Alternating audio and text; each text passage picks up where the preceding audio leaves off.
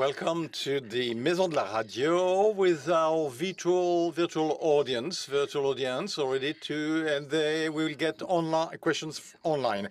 France today, France could face one of the worst downturn and recession ever, as planned by the IMF, with GDP dropping by 12%, shrinking by 12% because of the pandemic. The French state reacted briefly, rapidly with three steps. First, the sanitary response, then the economic response, support to companies and partial unemployment or temp employment, and third phase, which we are entering now, which is the economic recovery. Difficult one because we have to achieve sometimes conflicting objectives, ensuring social employment, social cohesion, and ecological transition. Should we reshore? What? When? We are talking about economic sovereignty in the European Union, but which strategic industries are we talking about?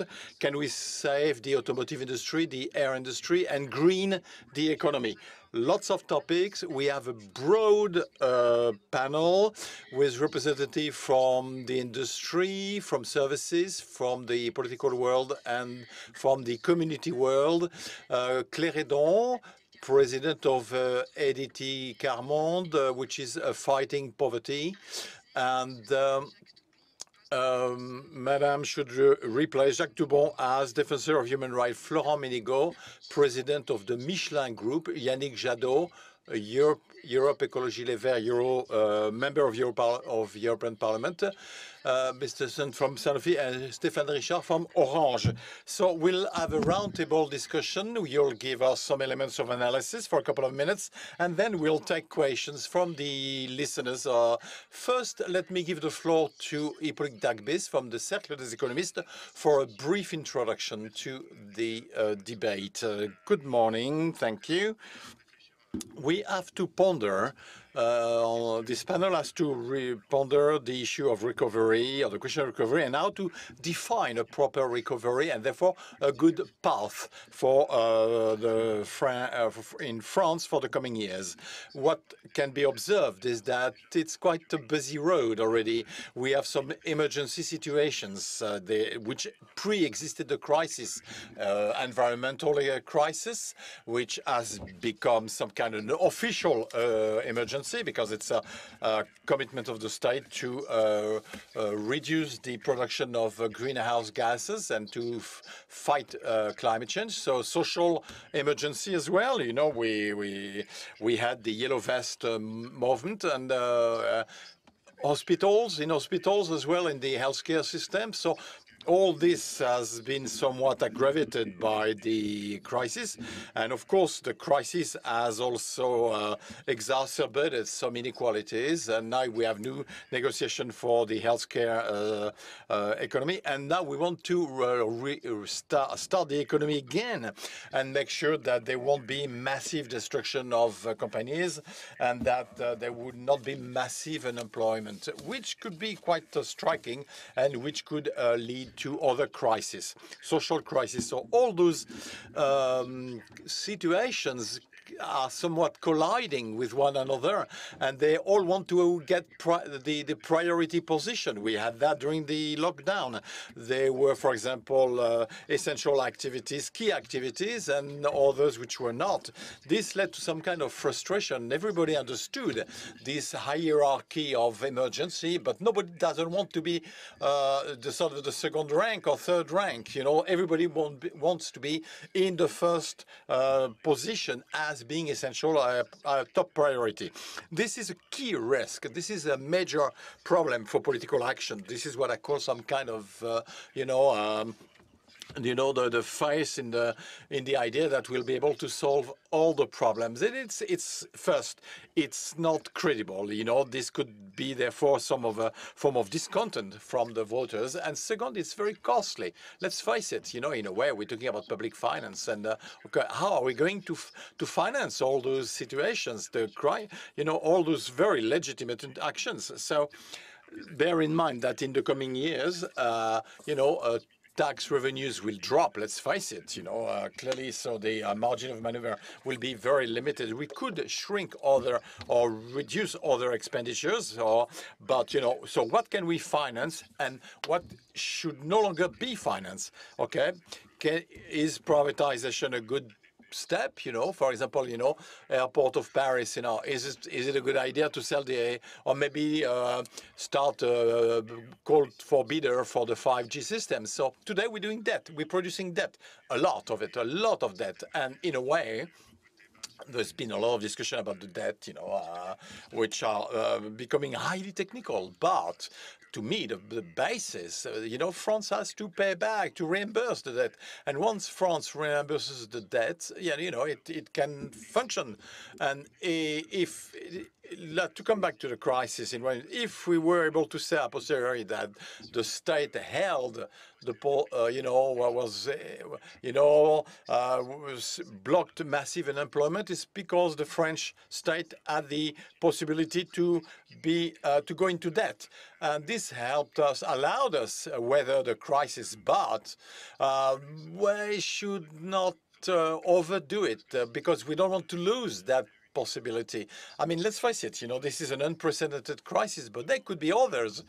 We could have a real ecological disaster. There could be a war. There could be a virus, which this time will start killing babies, children. I mean, there are many scenarios possible, unfortunately, when it comes to disasters. So let's not behave as if everything will be bright and beautiful tomorrow. So we need solutions that will allow us or enable us to handle the possible coming crisis. This is a lesson we could draw from what we've experienced. So I'm really eager to hear you, ladies and gentlemen. So we'll discuss the notion of politics that we'll see afterwards. Florent MENEGAUX, president of the Michelin Group. There's been support plans for the government to the air industry, the automotive industry. There's been support. Well, the issue of employment is still difficult because there are also, so problems of employment. So how can you balance employment and competitiveness? And when we talk about reshoring, what do you do? Which plant do you bring back? You are global and local, so what does it mean when it comes to this discussion? And how do we make this reshoring or reindustrialization process compatible with the green or ecological requirements? A lot of questions there, and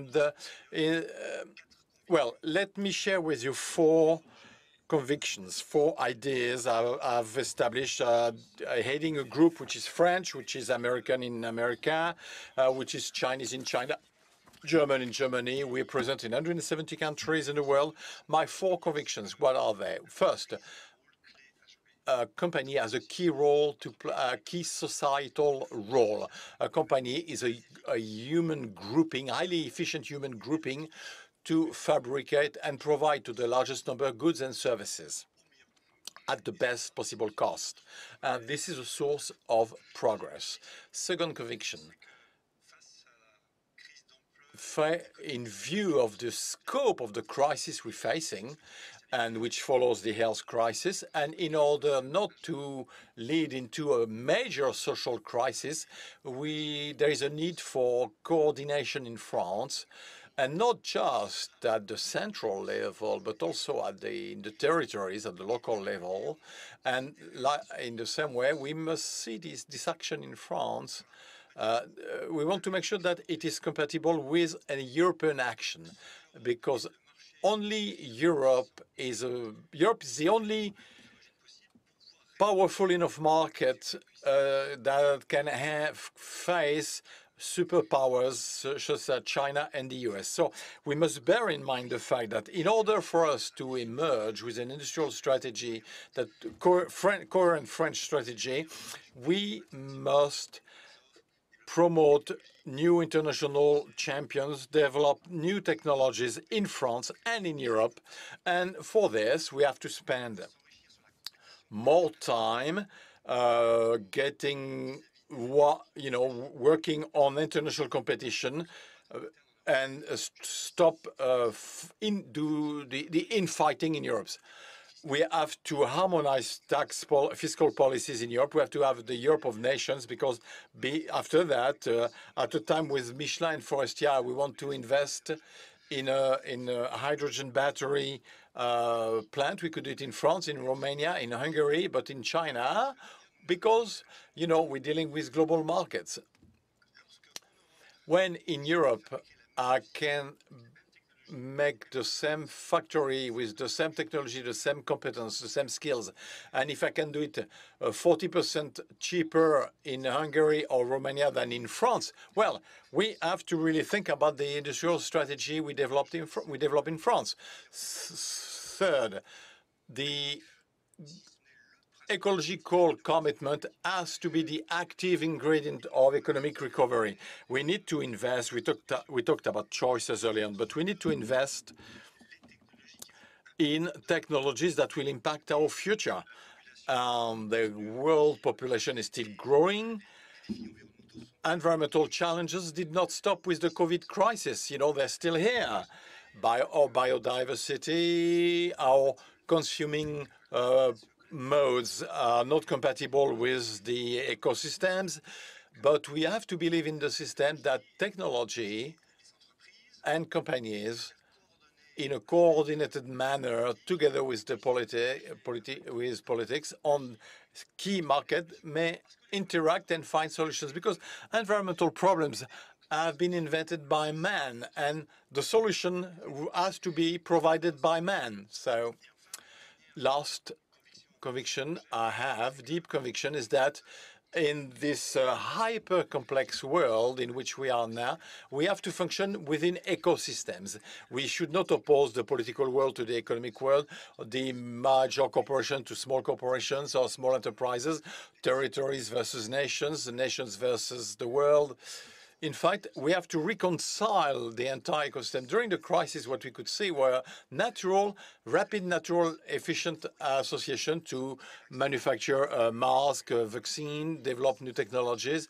And this natural dynamics, when faced with this crisis, it has to be orchestrated in a wider scope, and we have to make sure that the political world will deal with its main mission, define the rules of the game, the regalian missions, and let local communities, companies do their jobs to deal with the markets that needs to be addressed. So I think vis-à-vis this crisis, the key questions we have to deal with are to design new ecosystems, a new way to interact, and then afterward to be able to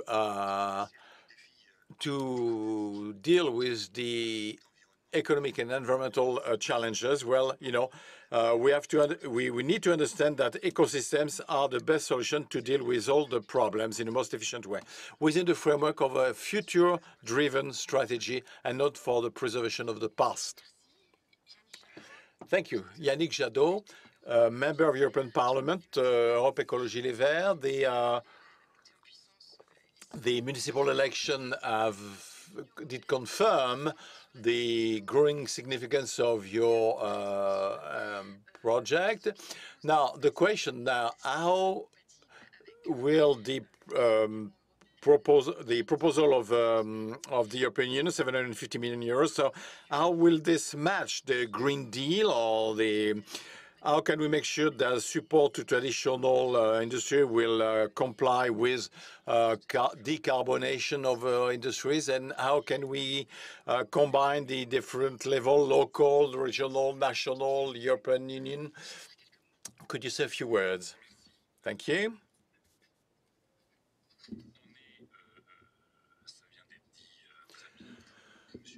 Mr. MENEGAUX just said it rightly. We are facing a very specific situation. We're facing a pandemic, which is still a threat, and it is quite dramatic in many countries. We stopped the economy to save lives. Well, in a human dimension, it's all very well, but now we're facing an economic downturn, a recession that could go into a social regression and political crisis. All populist parties are feeding on this lack of confidence, this crisis of globalization, and we realized during the pandemics that even some basic principles which we considered as unavoidable, written in the stone, the flow economy, supply chains, globalization, around efficiency principles, actually made it very vulnerable. We see it with drugs, medicine, masks, the supply of several strategic sectors. So we're facing this time of mistrust, which adds up to the previous situation. For European world sort of popular classes, there is a feeling of being abandoned to exploit other classes in East Europe and Europe in the South, and globalization, which is no longer the globalization of value, of principles or major change. It's a globalization that is feeding or fueling a war all against all, and with the ecological disasters mentioned. I mean, in our country, for example, in France, we've never seen such a level of warming in our country, now +2 degrees, versus normal situations. So this is very harsh situation. And at the European level, there is the perspective for a 750 billion euro plan, but Europe has already put 3,500 billion of public action at the scale of the continent. So we are at 3,500 billion. But problem is that large part of this money, of course, there is the financing of businesses, which is essential, but very little of that money is actually conditioned to or correspond to the future of the challenges of the future. The discussion I have with the European Commission, for example, when they look at the French intervention in the economy, they're very worried to see that there is almost no environmental conditionality and no social conditionality, and even within the perspective of reimbursing part of that French intervention or support. So it's in a very, very dire situation. Good news, though, especially when I hear Mr. MENEGAUX, who belongs with other to big managers, big bosses, company leaders who understood what is at stake today. That is, the economy could be the arm of ecological transition and social responsibility or societal responsibility. We have to be aware of the fact that Chinese capitalism, just as the U.S. capitalism with the Brazilian type of drift, or are no longer compatible with the social economy that should be regulated, which should take into account the environmental issues, democratic issues at the European scale. And if we don't understand that Europe has a major responsibility for itself and for the world when facing those two hard forms of capitalism, human, ecological, and the political level also from the Chinese capitalism, well, we haven't understood anything. So Europe is now the key of a new globalization. Again, that would take into account the major environmental challenge, climate, biodiversity, solidarity, and democracy. So today, when at the European Parliament, I'm in charge of carbon adjustment at the border. We call it the carbon tax at the border, but anyway, isn't the point anyway today. So this is the sine qua non condition, so that we will do more at the European level, that we should support companies, or we let companies which shift into the ecological measures. Well, then we should cut all public support to companies which do not do the ecological transition. And if we are able to impose a new pathway to European companies, well, it is essential that there should be a sort of a lock with the rest of the world that would penalize importation to the European market coming from countries that would not make any ecological transition or ecological effort. So in terms of sovereignty and resilience, which are two different concepts, well, this is the question, we should have an open act, when it comes to health, drugs, medicines, digital, energy, beyond the issues of defense. But even for steel industry, for example, at one stage, we have to think about our sovereignty, and in public market, we have to privilege, under specific conditions, social, environmental, and economic efficiency. Well, we have to facilitate European companies. Our commercial partners do that. Why not do it? When I have this discussion now at the European Parliament, I can tell you that, for example, for this Buy European Act, we talk about that in France, but in the Renault Group, and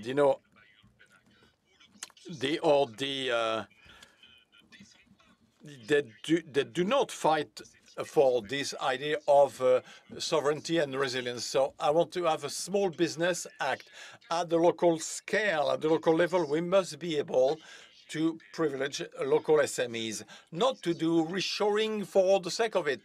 Reshoring is a means. We not do reshoring for Trump like to get the steel industry of the 60s. But when it comes to agriculture, services, of part of our industry, well, clearly, there's a huge potential around circular economy, around a certain number of light steels, new, technical steels, and so we'll see. You can take many industrial sectors, and you will understand that there is a social, ecological, and democratic aspect. Now, you asked the question of what do we finance, what don't we finance? Well, I said it early on.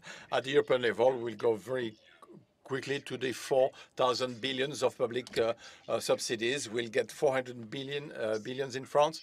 It is a one-shot. Let's not fool ourselves. If we spend our money wrongly in France, the 400 billion, it won't come back before years and years. If we reinvest, as was said, in the economy of before, part of the economy, well, we'll do the job well. But if today, when the European Central Bank does interpretation to the French bank, so means that we should stop investing in conventional energy, the shale oil and so on. It's absurd. So we have to condition the public money to the social and societal and environmental responsibility. And I go around Europe and on the French territory, and I can see responsible, managers of companies. I see employees, I see citizens, local authorities, researchers who understood the challenges, who are aware of the situation, who are working very hard, and who are waiting for one thing, as we said earlier on, clear political signals, not, we allow Forestier to invest in hydrogen. French government puts 100 million for hydrogen, and the German government is 9 billion. It's a 1 to 90 ratio. On one of the renewable energies, for example, one of the highest potential, it's not the only one, but one of the highest potential, a ratio to 1 to 90 between France and Germany. And we are no longer dealing with conventional electrical battery, where it will be difficult to fight against China. So let's have a solid electrical battery. Let's have renewable hydrogen. They're good European project, but unfortunately today, the non-choices which are not the choice not made in our country confirm the powerlessness system, and this very unhealthy, because we should build hope to mobilize all the forces of the countries in Europe. Merci Yannick Jadot. Thank you very much, Yannick Jadot. Paul Hudson, you're a general manager in Sanofi. Your company, your group, is at the very core of the news, both on several topics, fighting and looking for a vaccine on COVID-19, but also on the issues of relocation of industries, with the announcement of the opening up of a plant to make vaccines in the Rhone area, and also the announcement of a restructuring plan and losses of job. So sometimes it's a bit difficult to understand the strategy of companies versus competitiveness and jobs. Can you tell us where you stand And as we talk about territories and coordination of the national territories within Europe, what do you think? And when we talk about the pharma industry, which are the strategic industries that should be relocated in Europe today? So, I mean, great questions. Very happy to be here. I think maybe I could say up front, if we want to know what a world is like without a vaccine, this is what it feels like. And Sanofi makes about 1 billion doses of vaccines a year, from rabies, yellow fever, polio, and we do tremendous work that goes in many ways unnoticed. You're right, we announced just very recently with the French government a 600 million euro investment in the Lyon area, both for future research of vaccines and indeed for manufacturing of vaccines. Now, that's been a conversation that's been going on from before the pandemic. Now, what is interesting is how do you prepare for a pandemic? How do you actually get yourself ready to make sure that you can avoid what is happening? You've heard some of the numbers talked about to try and bring economies back and protect economies. You know, there is no pandemic preparedness in Europe. And I've been campaigning since the very beginning of the year that we need to be ready, that we can't rely on the US and we can't rely on China, and they will follow their own path to get their economies going. And we've been pushing very hard, and in fact, we're the leader in the world, to try and make sure there are vaccines made in Europe for Europe, and then vaccines also for the rest of the world, because we believe access to vaccines should be simply for everybody. Now, it normally takes 10 years to make a vaccine. You have to be very clear on safety and efficacy, and we're running to do it in less than a year. It has never been done before. One of the challenges is having a facility that can make a vaccine for an enemy that you've never seen before. And to build that takes time.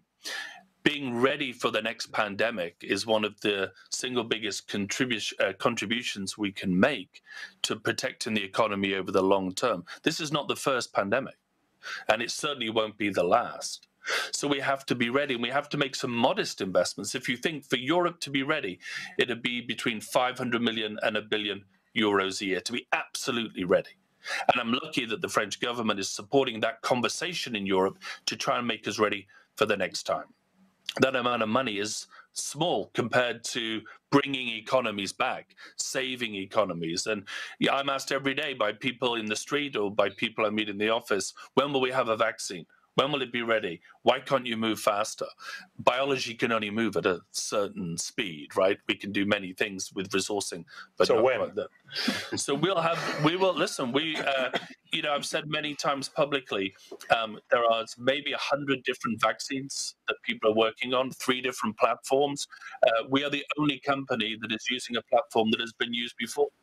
So we feel very confident that we'll be a little bit later, sort of first half of 2021, but that it will work. And there's a lot of experimental attempts between now and then. And frankly, although I'm competitive, I'm happy to lose this race. Because if somebody gets there and can vaccinate everybody and everybody can get back to the new normal, you know, that's amazing. Because the single biggest gift will be trying to make sure everybody feels safe going to work and feel safe with loved ones or the vulnerable or our frontline healthcare workers. So we don't underestimate the role we play. We're putting everything we have. We've not taken a penny in subsidy from anybody, and we're putting everything we have into trying to get there. The US has a different setup. France is helping us. Europe needed to come together a bit faster, but it's coming together now. Now, before that, I think you touched on it in the question. The supply of essential products, and you mentioned it, has been difficult. And it's been difficult because over the years, manufacturing has moved to China and India. And then as soon as there is difficulties in supply and transportation and movement, then some of the essential medicines are hard to get. 60% of the world's ingredients in medicines are made in China, 13% in India. Sanofi is one of the few remaining companies that manufactures in Europe, for Europe and the world. We announced in February, again, right at the beginning, if not before the crisis, that we were going to build a European manufacturing center that would make medicines for Europe in Europe. Because in the end, when you get to these situations, people become quite national in how they protect and how they operate. It's not hard to imagine, but it's something that we need to make sure can't continue to happen. In which case, we're building a preeminent manufacturing center here that we think in countries in Europe that we think will protect essential medicines for the long term. But of course, most countries will rush to China to buy cheaper alternatives as soon as they get an opportunity, and then the cycle may or may not continue soon for other industries. The final thing for me, at least, would be around innovation in France. I'm blown away by what I've encountered since I moved to France last year. But one of the things that's really intriguing is where France can be the very best in the world, all industries, all sectors, all companies. For me, I think France has the opportunity to be the leading world-class center of research for oncology. There's the academic institutions, the hospitals, and it has, frankly, the excellence and intellectual capacity to transform the future of oncology. Likewise, vaccines. We're one of the oldest manufacturer of vaccines in the world, and that's not just in the Lyon area. We make vaccines for the world. And then beyond that is artificial intelligence and the use here. What has intrigued me even further is this mathematical expertise that I discover in the French academic system, which is, if you like, data science 1.0. And as it evolves, there is something very unique about this country, and it's a privilege to operate in it as we bring oncology, data science, and innovation together here in France. And to get the economy moving, we need to be vaccinated for sure over the long term. We need to make sure we have health sovereignty and supply sovereignty in Europe and in France.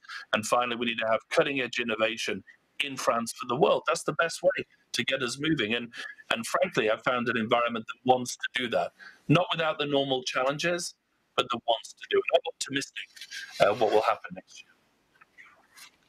Merci. Claire Hédon. Thank you, Claire Hédon. You're president of ATD Monde, and you have been asked to become the defender of rights. We have seen the inequalities between our country and other European countries, especially in terms of housing and training, school teaching.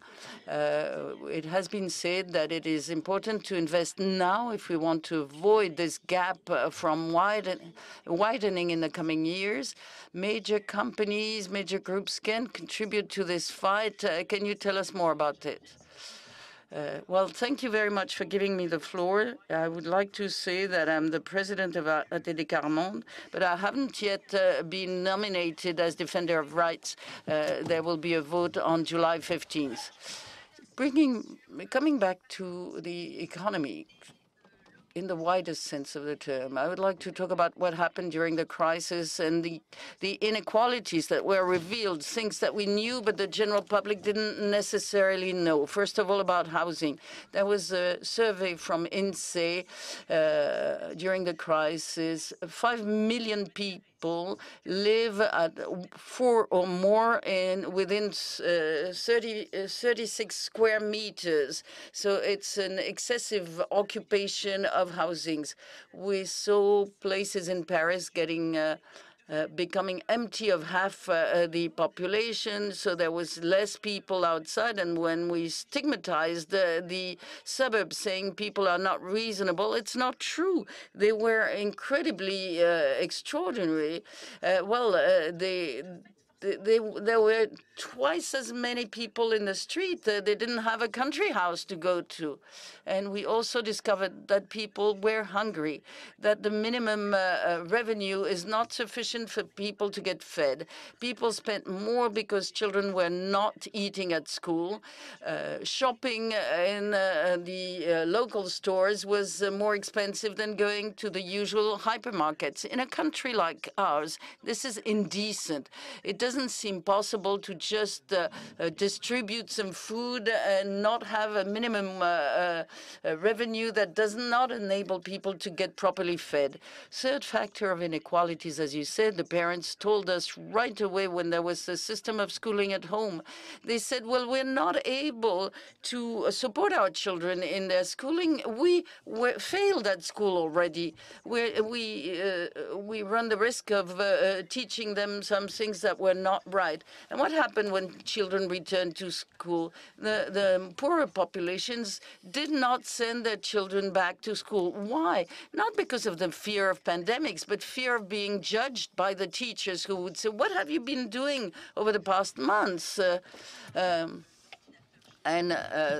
Obviously, some teachers realized that the children didn't have some children didn't have computers. They sent the homework to the children on their smartphone, making a photograph so that the children could do it. And there was health. The figures of mortality, as in the U.S. and in Great Britain, we see that the origin of the population is important, is of the essence. In France, the working classes were more hit. And the last thing that was very clear is isolation. We realized that some families had a phone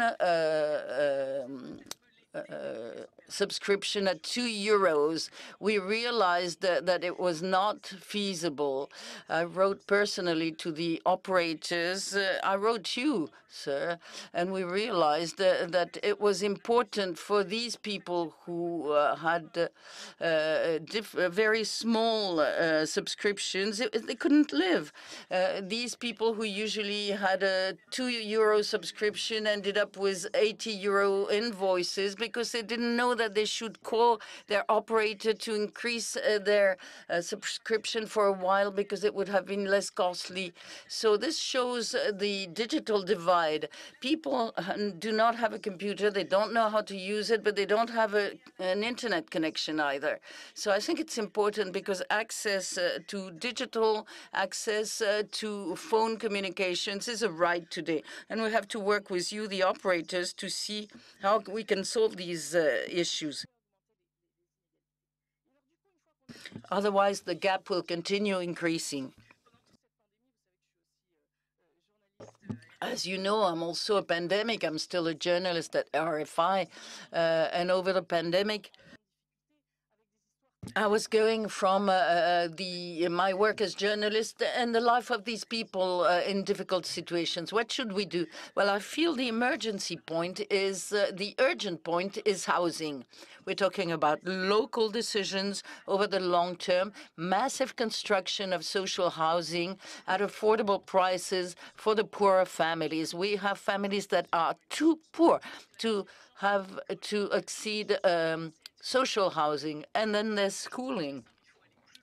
Dividing the classes by two is very interesting, but we have to go further and beyond that.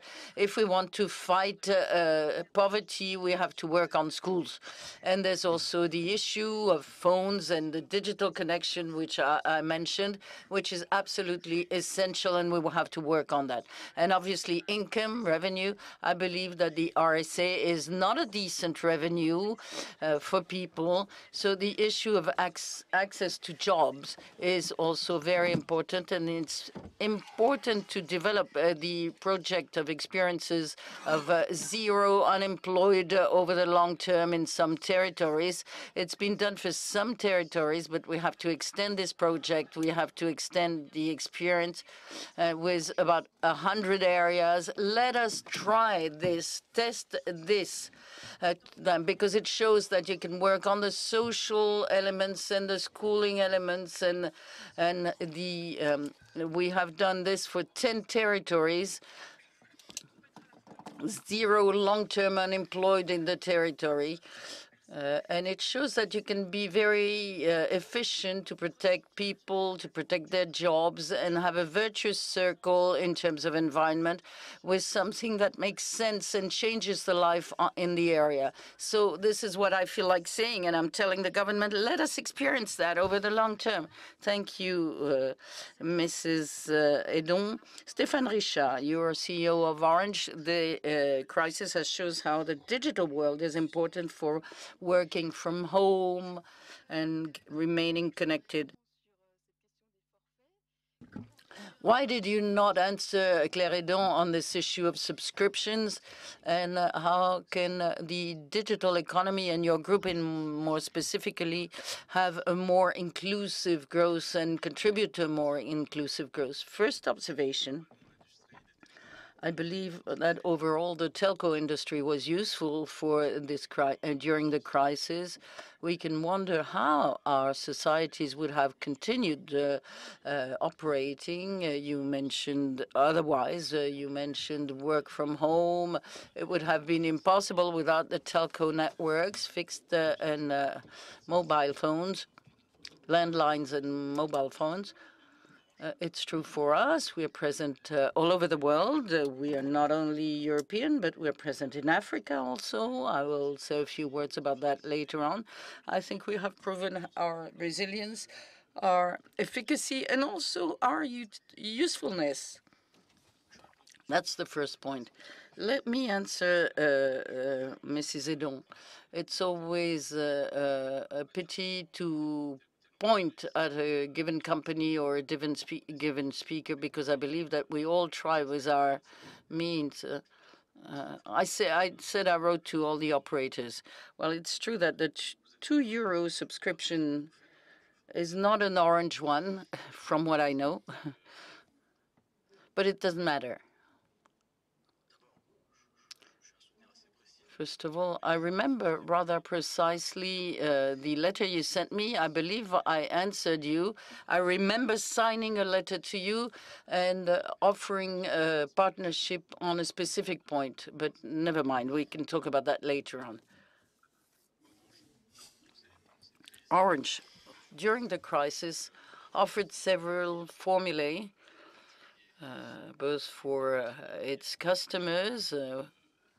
We gave our clients all over the world free data for those that had reached the end of their subscription with 10 gigas, 10 GOs for all types of subscriptions. And this was used quite a lot.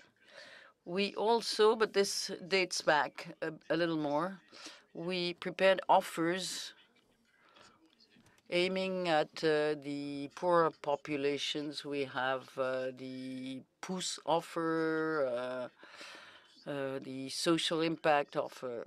But I must say that they're not much used. There's a kind of ceiling, I could say. For many people that are in difficult situations, they do not want to turn to these offers that are made for poor populations. So you can't say that operators are totally insensitive to these issues. We try to do something, but the efficacy is not always there, because it's not just offering a low-cost offer or special conditions. There's a problem of awareness of these offers and getting them to know these offers within a process that respects people's dignity, because they want to be treated like everyone else and go to the stores like everyone else. And it's not always easy, I must say. But we're aware of our responsibility in this area. I will add that we didn't cut anyone's line during the lockdown period. If I can add something, my main idea is that connectivity, technology, the digital world is more of a solution than an issue in our future world. One thing is that we're not asking for money from the community. To answer my neighbor who was afraid of how the arbitration would be done, we don't need public money like our friends from Sanofi. Not even for partial unemployment. We kept 100% of our staff operational and paid for it. And we also give money to public budgets.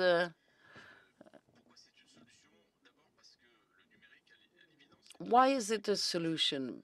Well, first of all, because the digital area is a factor of inclusion, as Mrs. HEDON highlighted when she talked about the people who are excluded from this area. We know that connectivity is a factor of inclusion, whether it be territorial inclusion or other. This is why we need more optical fiber in France. France is the leader for optical fiber today. We constantly keep talking about what is not done in France, but I would like to say that France has made a clear choice of opening optical fiber to all the population, and in 2020 we're the leaders in Europe. This represents tens of thousands of jobs. This is really a project for the century. We're talking about thousands of jobs throughout the country, young people, trainees. We're going to recruit 1,200 trainees for this particular project. So when you talk about inclusion, and not only in France, the possibility of using the phone for payment and transfers in Africa, what you call mobile banking, is an exceptional factor of inclusion.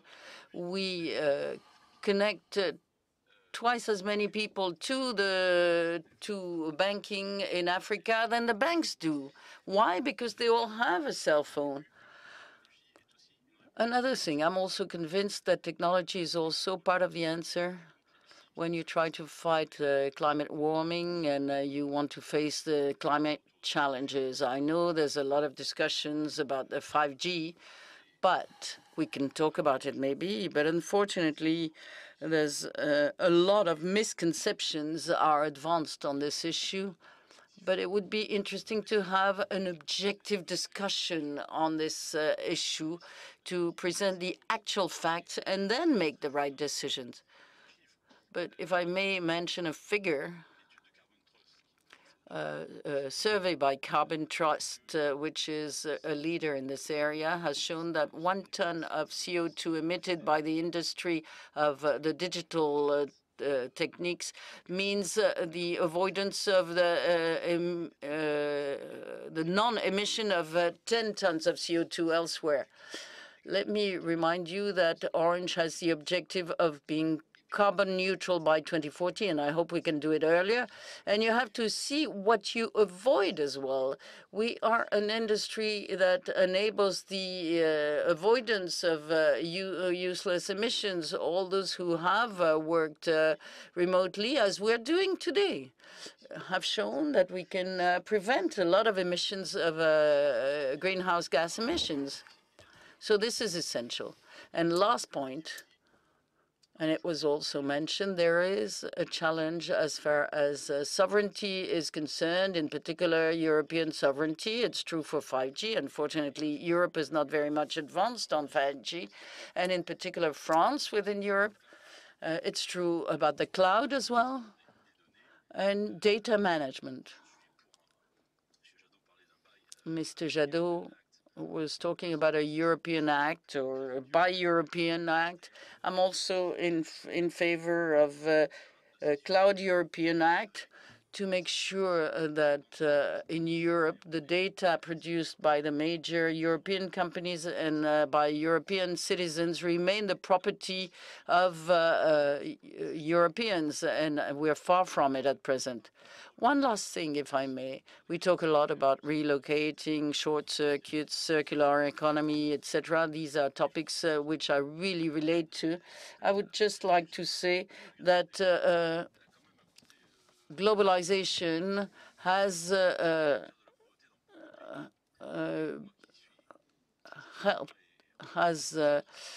brought a lot of things to many countries in the world. We work a lot in Africa, and I can tell you that a lot of this being said about reshoring are worrying people in Africa. If you go to a call center when over there and you tell them that in Europe we're going to reshore and close up some of the centers, they are worried. So. On the one hand, we say we want a more solidary world, but on the other hand, the reshoring speech creates a lot of anxiety in countries that have been able to get out of this extreme poverty through this division of work. Thank you very much. I believe we'll have to meet again next year to continue with the discussion because unfortunately we are pressed by time. Sorry for the audience that has been asking questions. There's a lot of elements for answer in what you said. Thank you all for being here with us this morning. And we can continue the discussions online throughout the day on the Radio France website. Thank you.